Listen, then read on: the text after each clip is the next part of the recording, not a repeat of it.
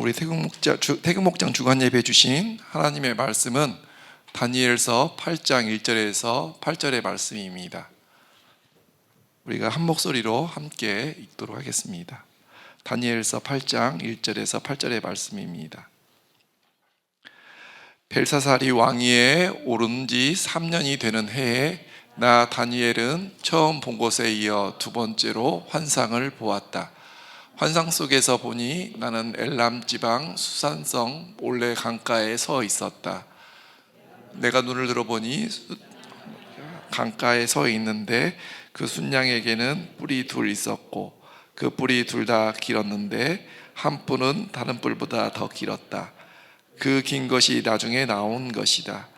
내가 보니 그 순양이 서쪽과 북쪽과 남쪽으로 들이받는데도 아무 짐승도 그 앞에서 대항하지 못했으며 그 손에서 구해낼 수 있는 이가 아무도 없었다.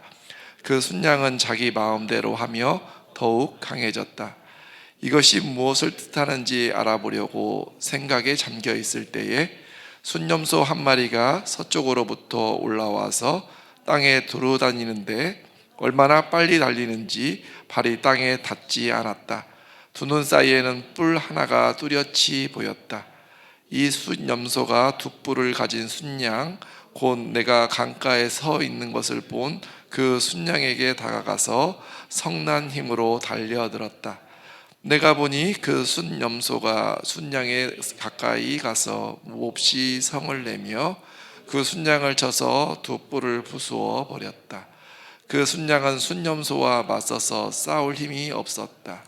순염소가 순양 땅에 집어던지고 짓밟았으나 그 손에서 순양을 구해낼 사람이 없었다.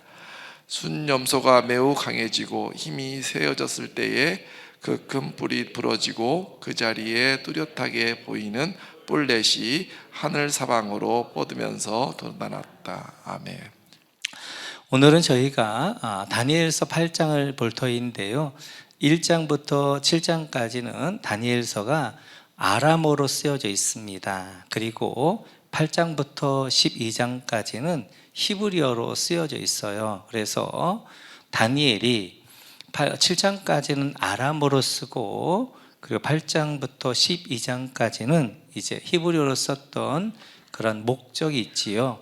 그러니까 그 당시 아람어라는 것은 지금의 영어와 같이 공용어입니다. 그래서 1장부터 7장까지는 모든 열방의 모든 사람이 볼 수 있도록 쓰게 되어졌고요, 8장부터 12장까지는 히브리어로 썼다는 것은 이제 유대인들만, 히브리인들만 보라는 의미로 8장부터 12장까지를 썼습니다. 이제 7장부터 좀 뭐 이렇게 막 은혜되어지기보다는 어떤 분이 그러더라고요. 뭐 신학교 온 것 같다, 이제 신학 공부하는 것 같다 그러는데, 네, 좀 그렇게 우리가 다니엘서 이 마지막 쪽은 좀 그렇게 하면 한번 훑어보는 것도 좋을 것 같아요. 왜냐하면 우리가 평생 다니엘서 7장 이후는 잘 안 봅니다. 그런데 7장 이후에 굉장히 중요한 그런 이제 내용도 좀 많거든요. 조금 묵시록이기 때문에 어려워요. 계시록과 연결되어져 있고 묵시적인 부분이 좀 있으니까 좀 어려운데, 제가 차분하게 하나씩 설명해 드릴 테니까 같이 이제 우리가 이제 8장, 9장, 10장 계속해서 살펴보면 좋겠습니다. 우리 먼저 1절 같이 한번 읽어볼까요? 1절 같이 읽습니다. 시작. 벨사살이 왕위에 오른 지 3년이 되는 해에 나 다니엘은 전 본 것에 이어 두 번째로 환상을 보았다. 네, 벨사살에다 밑줄 그어주시고 3년에 밑줄 주어주시고요. 이 8장 말씀은 언제 환상을 보게 되어졌는가를 설명하고 있지요. 바로 바벨론의 벨사살 왕 3년, 그래서 BC 548년에 이 환상을 보게 되어졌는데, 첫 번째 환상은 7장에 있는 거죠. 7장에 있는 것은 원년 때 BC 550년에 보게 되어졌고요, 8장 1절에는 이제 두 번째 환상을 봤는데 바로 벨사살 왕 3년 BC 548년에 보았다라고 말하고 있습니다. 그러면서 2절에서 같이 이렇게 있죠. 같이 읽습니다. 환상 속에서 보니 나는 엘람 지방 수산성의 올레 강가에 서 있었다. 네, 수산성 을레 강가에다 밑줄 그어 주시고요. 오늘 기대를 했었는데 을레 집사님 올 것을 그냥 을레 강가 너무 중요한 곳인데 안 오셔가지고 네. 지금 이제 수산성이라는 것은 우리가 보다시피 에스더가 활동했던 무대가 수산성이거든요. 그러니까 페르시아의 수도입니다. 그럼 지금 이제 다니엘은 벨사살 때이기 때문에 바벨론에 있는 거예요. 바벨론에 있는데 하나님이 그를 어디로 데려간 거예요? 그의 몸을 수산성으로 데려가게 되어졌고, 수산성 옆에 보면 을레강가가 있어요.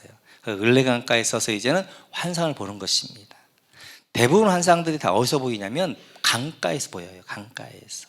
그런 의미들이 있는데 그 의미는 다음에 살펴보도록 그렇게 하겠습니다. 오늘 가야 될 길이 좀 멀어서요. 3절 같이 한번 읽죠. 시작. 내가 눈을 들어보니 순양 한 마리가 강가에 서 있는데 그 순양에게는 뿔이 둘이 있고 그 뿔이 둘 다 길었는데 한 뿔은 다른 뿔보다 더 길었다. 그 긴 것이 나중에 나온 것이다. 아멘. 오늘 보면 밑에 두 번째 줄에 보면 순양에 뿔이 둘이 있었다는 거예요. 거기다 밑줄 그어주시고 그 밑에 줄에 보니까 한 뿔은 다른 뿔보다 더 길었다는 것입니다. 그러니까 순양이 하나 있었는데 그 순양에 뿔이 두 개가 있었어요. 그런데 한 뿔은 더 길고 한 뿔은 짧았다는 것입니다. 그게 어떤 의미인가를 이제 천사가 자세하게 설명해 줍니다. 우리 한번 20절 같이 한번 볼까요? 20절 같이 읽습니다. 시작. 내가 본 순양의 두 뿔은 메대와 페르시아 왕들이다. 네, 두 뿔은 메대와 페르시아 왕들 밑줄 그어 주시고요. 이렇게 첫 번째 봤던 순양 두 뿔을 봤는데 그 순양 두 뿔은 바로 하나는 메대고 하나는 페르시아라는 거예요. 그래서 나중에 나온 이제 뿔이 더 길었다 이 말은 결국 이제 메대와 페르시아 연합군대였지만 결국은 페르시아로 통일되어지잖아요. 그래서 한 긴 이제 뿔은 페르시아를 설명하게 되어집니다. 그 페르시아가 어떻게 되어지느냐? 4절 같이 한번 읽어볼까요? 4절입니다. 같이 읽습니다. 시작.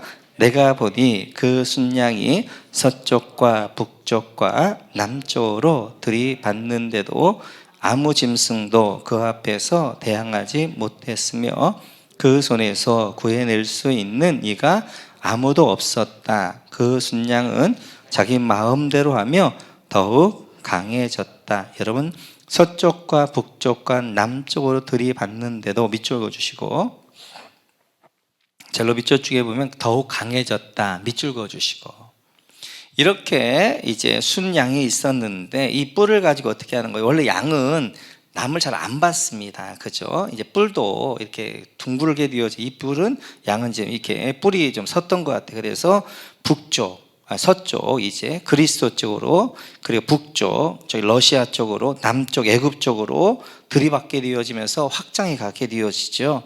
점점 강해져 갔습니다. 그래서 결국 몇 도까지? 128도까지 128나라를 점령하게 되어져서 한 나라 한 도씩에서 128도의 큰 나라를 이루게 되었던 것들을 말씀하게 되어집니다. 그러면서 이제 5절에서 계속 이렇게 이야기하게 되어져요. 같이 한번 읽습니다. 시작. 이것이 무엇을 뜻하는지 알아보려고 새각에 잠겨 있을 때 순념소 한 마리가 서쪽으로부터 올라와서 땅에 두루 다니는데 얼마나 빨리 달리는지 발이 땅에 닿지 않았다. 두 눈 사이에는 뿔 하나가 뚜렷이 보였다. 이렇게 해서 순양을 보고 이게 무슨 의미지? 라고 이제 생각에 잠겨 있는데 또 하나의 환상이 이제 보이는 것입니다. 그것은 바로 이제 순염소 한 마리요. 밑줄 그어 주시고 순염소 한 마리. 그러니까 지금 처음에 봤던 건 순양을 봤어요. 근데 두 번째는 뭘 봤냐면 순염소 한 마리를 봤습니다. 이것이 서쪽으로부터 올라와. 밑줄 그어 주시고 서쪽에다 동그라미 쳐 주시고 그 밑에 줄에 보면 얼마나 빠른지 발이 땅에 닿지 않았다. 밑줄 그어 주시고 그리고 두 눈 사이에 뿔 하나가 뚜렷하게 보였다는 거예요. 뿔 하나가 뚜렷하게 보였다. 그 이제 순염소를 본 것입니다. 그 순염소도 천사가 자세히 설명을 해줬어요. 21절 같이 한번 읽죠. 시작. 그 순염소는 그리스도 왕이고 눈 사이에 있던 큰 뿔은 그 첫째 왕이다. 이 순염소는 누구냐? 그리스 왕, 헬라를 이야기해요. 헬라. 그리고 눈 사이에 뚜렷하게 보였던 큰 뿔은 바로 헬라의 첫 번째 왕, 가장 큰 왕 알렉산더를 이야기하게 되어져요. 그래서 페르시아에서 보면 이제 그리스 마게도냐는 서쪽이잖아요. 서쪽에서 순념소가 와서 어떻게 하는 거예요? 돌아다니면서 그 발이 얼마나 빨랐는지, 발이 땅에 이제 닿지 않을 정도로 빨리 달렸다. 7장에서 뭐라고 해요? 표범이잖아요. 표범이 뭐였어요? 날개 달린 표범. 그러니까 10년 사이에 알렉산더가 마게도냐에서 이제 인도까지 10년 사이에 그렇게 빠르게 이제 그 나라를 점령해 가게 되어지는 표범과 같은 나라, 얼마나 빠르게 했는지, 이제 발이 땅에 닿지 않을 정도까지 빠르게 그렇게 점령해 갔다는 것입니다. 그러면서 이제 보게 되어지면 지금이 BC 548년이잖아요. 그런데 헬라가 이제 이렇게 페르시아를 망하게 할 때는 BC 331년이었습니다. 그래서 한 220년 후의 일들을, 그러니까 이제 바벨론 후에 어떤 나라가 나올 것인가, 메데와 페르시아 나라까지도, 그리고 그 이후에 바로 그리스 헬라라는 나라까지도 정확하게 이제 성경에서는 말씀하고 있어요. 그래서 지금 우리는 지나온 역사이기 때문에 그 나라가 그렇게 되어 쉽게 알 수 있는데, 다니엘 시대에는 548년, 550년에 이미 330년, 이제 앞으로 220년 후가 되어지는 330년에 되어질 일까지 어떻게 하는 거예요? 이제 정확하게 계시해 주시고, 뿐만 아니라 그 나라가 어떤 나라가 되어질 것인가, 그리고 메데와 페르시아라는 나라가 되어질 것, 그 다음에 그리스 헬라가 되어질 것이고, 이제 알렉산더 대왕까지 이렇게 자세히 설명하고 있는 것들을 볼 수 있지요. 그러면 7절에 보게 되어지면 이렇게 되어져 있습니다. 같이 한번 볼까요? 시작. 내가 보니 그 순념소가 순양에게 가까이 가서 몹시 성을 내며 그 순양을 쳐서 둣불을 부수어 버렸다. 그 순양은 순념소와 맞서서 싸울 힘이 없었다. 순념소가 순양을 땅에 집어 던지고 짓밟았으나 그 손에서 순양을 구해낼 사람이 없었다. 여러분 밑에 보면 순념소가 순양을 땅에 집어 던지고 짓밟았으나, 밑줄 그어주시고, 순념소는 누구예요? 헬라의 알렉산더입니다. 순양은 누구예요? 페르시아예요. 페르시아 마지막 왕 다리우스 3세. 그래서 331년에 결국 이 전쟁에서 이제 다리우스 3세가 이제 죽게 되어지면서 이제 페르시아가 망하게 되어져, 순양을 구해낼 사람이 없다는 거예요. 페르시아를 구해낼 사람이 없고 순념소가 정복하게 되어진 것들을 볼 수 있습니다. 그런데 보니까 또 순념소 이렇게 되어집니다. 8절 같이 한번 읽어볼까요? 8절 같이 죠. 시작. 순념소가 매우 강해지고 힘이 세워졌을 때 그 큰 뿔이 부러졌고 그 자리에 뚜렷하게 보이는 뿔 넷이 하늘 사방으로 뻗으면서 돋아났다. 힘이 세워졌을 때 밑줄 그어주시고, 그때 어떠냐, 큰 뿔이 부러지고 밑줄 그어주시고, 그 밑에 보면 뿔 넷이 하늘 사방으로 뻗으면서 돋아났다. 밑줄 그어주시고, 이렇게 인도까지 이제 10년, 그리고 알렉산더가 33살, 가장 왕성할 때 그가 바벨론 성에서 이제 BC 323년에 죽게 되어집니다. BC 323년에 죽게 되어지고, 그래서 이제 알렉산더가 이렇게 이제 가장 할 때 큰 뿔이 부러져 버리는 것들을 이제 예언한 대로 그대로 계시해 준 대로 그 되어졌고, 그리고 그 뿔이 부러지면서 거기 뿔 넷이 나오게 되어졌고, 그 뿔 넷이 하늘같이 돋아났다라고 말씀하게 되어져요. 이렇듯이 323년에 알렉산더가 갑자기 이제 이렇게 그가 병이 들어 죽습니다. 풍토병을 죽게 되어지는데, 그 전에 정말 그가 사랑했던, 정말 아꼈던 충신이 있었어요. 그가 먼저 죽자 시리에 빠지면서 바벨론 성에서 파티하다가 결국 그도 이제 병을 얻게 되어지고 죽습니다. 죽어갈 때 이제 가장 중요한 것이, 그러면 그 다음에 왕을 누굴 이을 것인가잖아요. 이 큰 나라를 하는데, 그래서 알렉산더에게 물어봅니다. 그 다음에 이제 왕권을 누구에게 줄까요? 그랬더니 알렉산더가 뭐라고 했어요? 강한 자라고 했어요.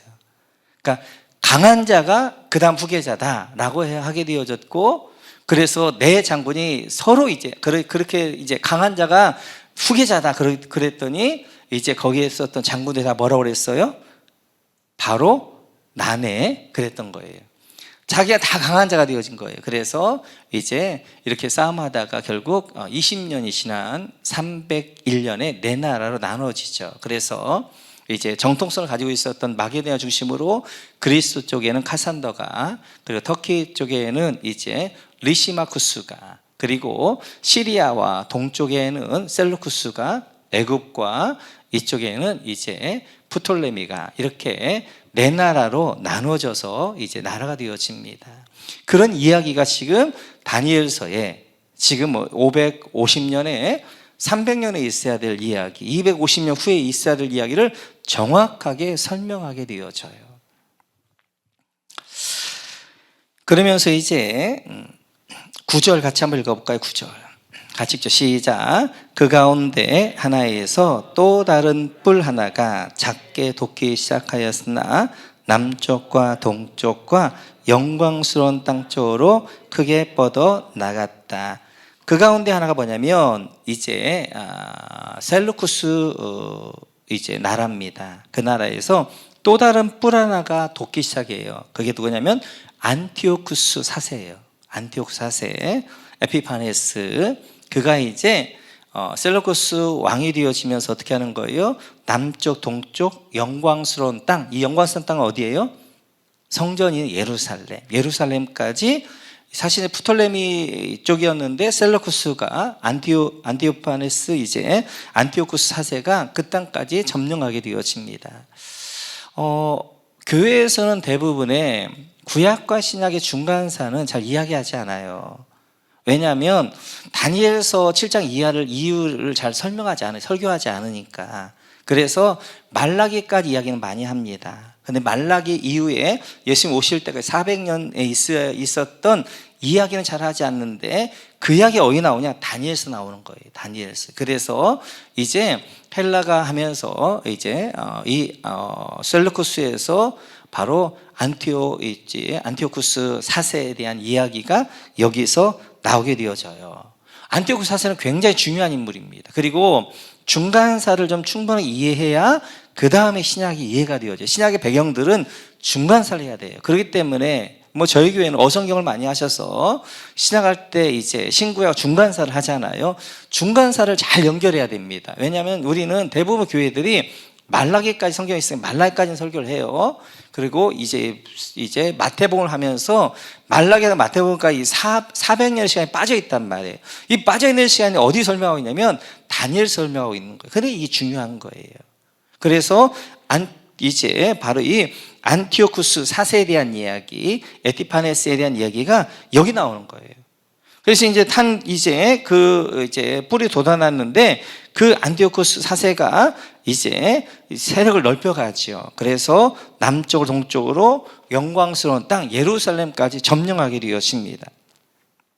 그러면서 이제 그가 했던 일들, 우리 한번 11절 같이 한번 읽어볼까요? 11절 같이 읽죠. 시작.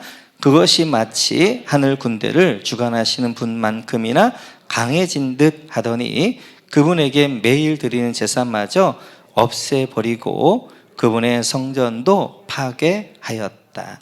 그래서 이제 안티오쿠스 4세가 하늘 군대를 주관하시는 분 누구예요? 하나님을 대적할 정도로 강해졌습니다. 그리고 하나님을 대적하게 되어져. 그리고 이제 그래서 하늘 군대를 주관하신 분만 강해진 듯 밑줄 그어주시고, 그래서 뭘 했냐면 그 밑에 보면 매일 드린 제사마저 없애버리고 밑줄 그어주시고, 그래서 이제 이 안티오쿠스 4세가 매일 드린 제사, 성제 두 번 제사를 드렸잖아요. 상번제, 하번제. 그 제사를 없애버립니다. 그리고 그 옆에 성전도 파괴 밑줄 그어주시고, 성전도 파괴, 성전을 파괴했다는 말은 성전을 무너뜨렸다는 말이 아니라 성전을 짓밟아 버려요. 그래서 어떤 일들 하게 되어지냐면 안티오쿠스 이제 4세가 안식일을 폐지해 버립니다. 할례제도를 폐지해 버립니다. 그리고 제사를 폐지해 버리게 되어져요. 그리고 성전을 이제 이렇게 파괴하면서 무시하면 어떻게 하냐면 성전에다가 제우스 신상을 세우게 되어져요. 그리고 성전을 모독하는데 어떻게 보이게, 왜냐면 헬라 사람이니까 헬라 자기신을 세우게 되어져요. 그리고 성전을 모독하는데 이스라엘 백성이 가장 싫어하는 것, 돼지로 어떻게 하면 제물을 삼아요. 그리고 돼지 피로 제사를 드리게 되어지는 거예요. 이스라엘 백성, 이 유대인들은 돼지 피, 돼지를 보면 경기하거든요. 그들에게는 4가지 동물밖에 안 돼. 제사할 때는 소, 양, 염소, 비둘기. 이 돼지는 불결한 짐승이란 말이에요. 그런데 돼지로 어떻게 하는 거, 제물을 삼게 되어지고 돼지 피로 제사를 하게 되어지고 이런 일들을 하게 되어져. 이런 일들. 그래서 성경에 나오는 가장 큰 적그리스도가 누구냐면 바로 이제 안티오쿠스 4세입니다. 안티오쿠스 4세가 가장 큰 적그리스도의 모델이 되어져요. 이가 이제는 어떻게 하는 거예요? 성전 제사를 더럽게 하게 되어지고 성전을 더럽히는 이런 일들을 하게 되어져요. 이런 일들이 있을 것이다 라고 말씀하게 되어집니다. 그런데 이런 일들이 이제 오늘 여기까지만 해야 될 것 같아요.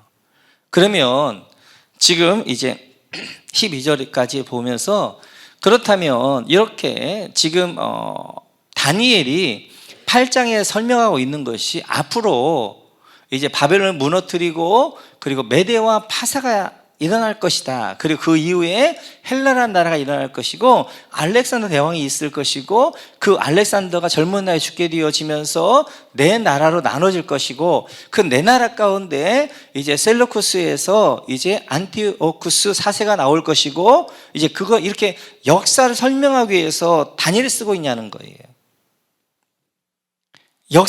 물론 역사를 설명하기 위한 것이기도 하지만 가장 중요한 것은 적그리스도예요.